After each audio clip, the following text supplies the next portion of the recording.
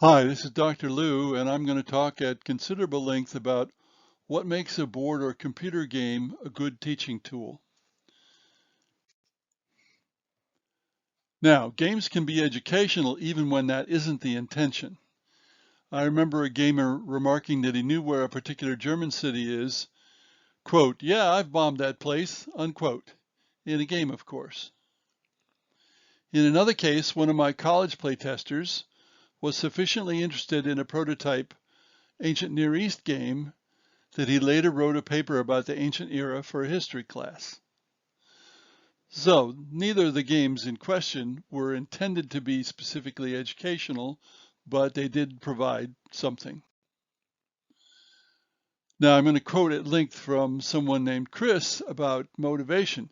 The understanding of intrinsic motivation is key.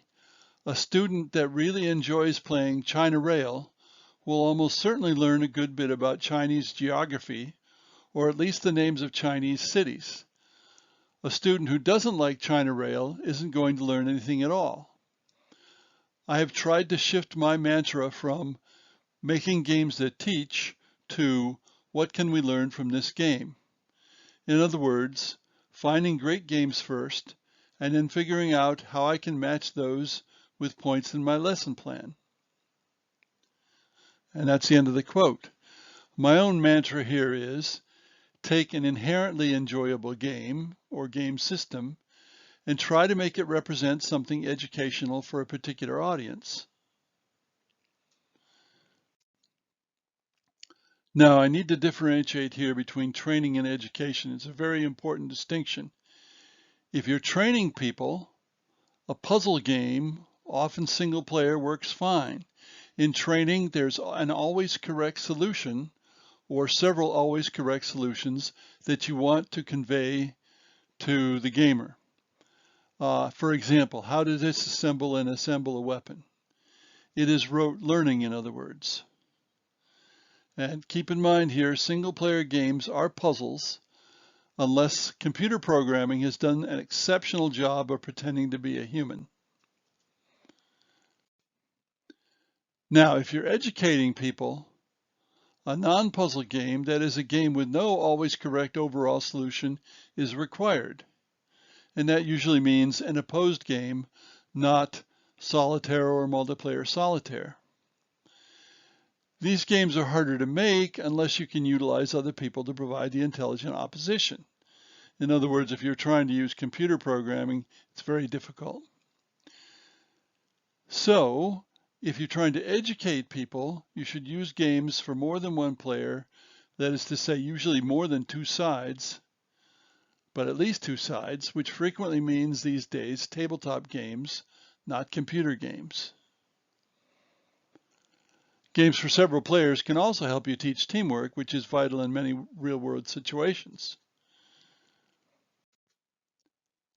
Now, unfortunately, contemporary American schools emphasize regurgitation of information, which is part and parcel of training and puzzles.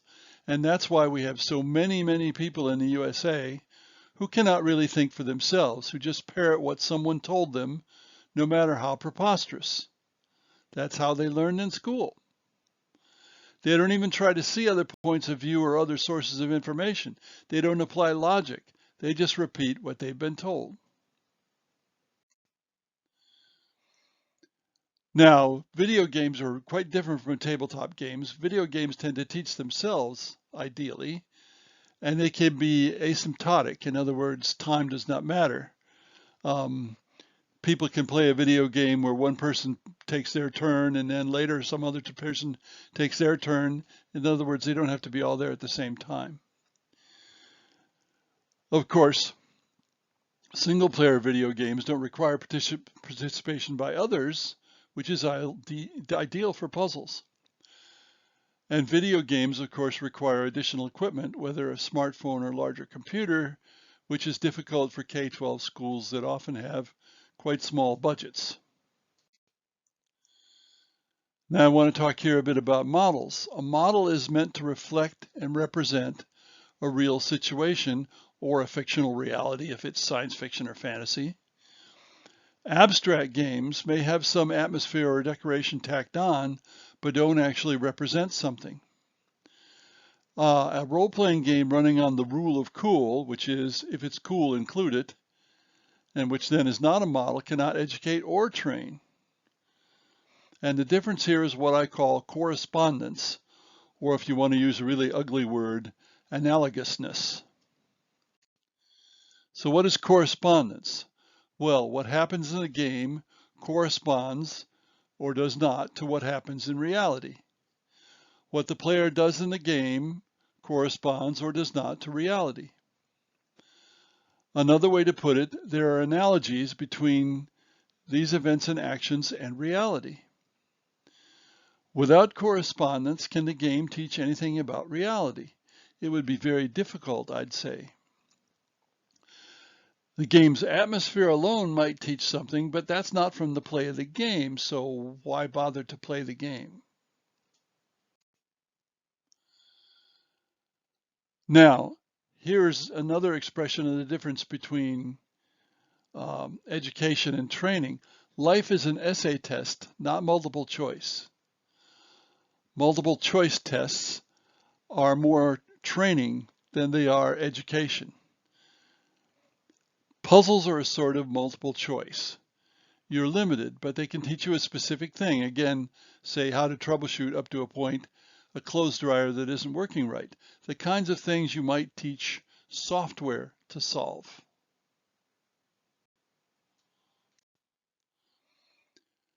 Now we can consider simplicity as well. Puzzles rely on the game designer to provide interest. Opposed games rely on other players to provide the interest. Well, puzzle makers then often resort to complexity to provide interest. And I think that's a mistake generally, but if you are making a puzzle, that's probably what you'll do. My motto as a game designer, not a puzzle designer, is, quote, a designer knows he has achieved perfection, not when there is nothing left to add, but when there is nothing left to take away. And of course, that's not original with me. What about number of players? If it's not a video game, more than one player or side is much more common. Video requires equipment, computers of some kind. Video is usually single player, but there are online video games that are multiplayer, although they're often two sides. And two sides isn't that much different from just two players. And of course, video games are more expensive to create. Now, I'm going to deviate here a bit to talk about war games, or do an aside. What's needed? It depends on what you're teaching. If you're only teaching what happened and when, then you're training people and it's a puzzle. But you see, that's poor history. It's training, rote learning, assuming history was inevitable, and it's not, it's the opposite. If understanding why something happened and recognizing chance and likelihood, then you need an opposed game. Education, in other words, reality. Now, in any case, to represent warfare, you have to have both maneuver and combat. And some people making historical games don't seem to realize that. To quote Winston Churchill and others, battles are won by slaughter and maneuver. The greater the general, the more he contributes in maneuver, the less he demands in slaughter. And then we can quote Polyaenus, who flourished in the 2nd century. He was in Rome, Roman Empire. Bravery conquers by means of the sword, but superior generalship prevails by skill and stratagem.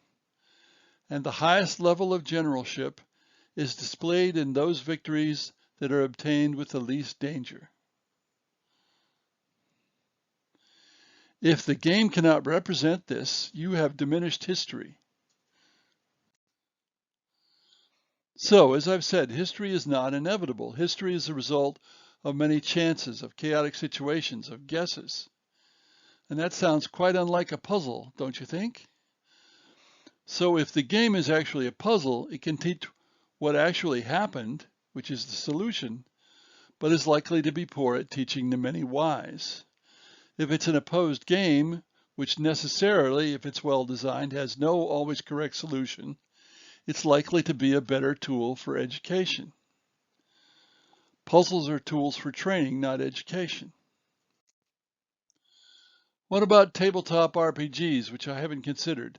I think their value is obvious. Among other things, it's hard to make an RPG puzzle. And RPGs can be made to reflect reality, but so much of that depends on the game master. Especially, there are game masters who use RPGs as storytelling machines. And if the game is on rails, in other words, it forces an inevitable outcome because it's a story, as so many single-player video games do, then it's a form of puzzle. Now, I could go on about this a long time, but I'm going to end here and hope that I've convinced you that puzzle games are not good tools for education, though they may be good tools for training. Thanks for listening.